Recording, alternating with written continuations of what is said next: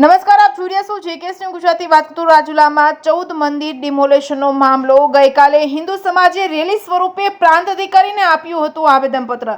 મંદિરમાં તોડી પાડવાને લઈને હિન્દુ સમાજમાં ઘેરા પ્રત્યાઘાતો પડ્યા છે. આ ડિમોલેશનને લઈને રાજુલા ભાજપના નેતા રવુભાઈ ખુમાણે કરી છે સ્પષ્ટતા. હાલ કોઈ પણ મંદિર તોડી પડાશે નહીં. પાલિકા દ્વારા માત્ર દબાણોનો સર્વે ચાલી રહ્યો છે તેવું રવુભાઈ ખુમાણે જણાવ્યું હતું. રાજુલામાં હિન્દુ સમાજ ચિંતા ન કરે અને રાજ્યની સરકાર ધારાસભ્ય તમારી સાથે છે. રાજુલામાં 14 મંદિરો તોડી પાડવાના લઈને ભાજપના નેતા રવુ ખુમાણે આપી હતી પ્રતિક્રિયા. જેકેએસ ન્યૂઝ ગુજરાતી સાથે ધર્મેશ મહેતા, રાજુલા. જે રાજુલા શહેરની અંદર વિશ્વ હિન્દુ પરિષદ, હિન્દુ સમાજ જે આવેદનપત્ર આપવામાં આવ્યું છે અને એક અફવા હતી કે ભાઈ રાજુલામાં 14 જેટલા મંદિરો તોડી નાખવામાં આવશે.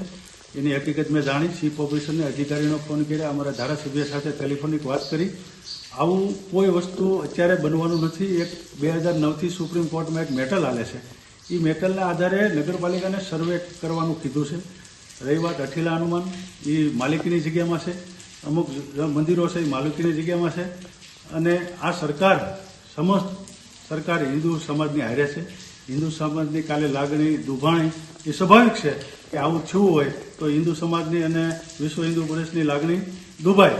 પણ મેં ધારાસભ્ય સાથે ટેલિફોનિક વાતચીત કરી છે. ધારાસભ્ય ગાંધીનગર જ છે અને સરકારના પ્રતિનિધિ તરીકે, ભારતીય જનતા પાર્ટીના પ્રતિનિધિ તરીકે જ્યારે રાજુલાના ધારાસભ્ય હીરાભાઈ સોલંકી હોય ત્યારે હીરાભાઈ સોલંકીને વિશ્વાસમાં લીધા વગર રાજુલા શહેરમાં કોઈ પણ મંદિર તૂટવાના નથી.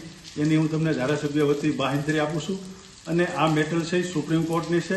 જાહેર માર્ગો ઉપર જે દબાણ થયા છે એનું એક સર્વે હાલે છે. એને તોડવા માટેની સુપ્રીમ કોર્ટમાં એક પિટિશન દાખલ થઈ હતી. એના આધારે રિપોર્ટ મંગાવ્યો છે. હાલ પૂરતી આવી કોઈ વસ્તુ છે નહીં અને આવી કાંઈ થાય નહીં. આજે રાજુલા હારે ભવિષ્યમાં હતા ધારાસભ્ય, આજે પણ હિન્દુ હારે અને વિશ્વ હિન્દુ પરિષદ હારે ધારાસભ્ય છે અને કાયમિક માટે રહેવાના છે. ધારાસભ્યને વિશ્વાસમાં લીધા વગર એક પણ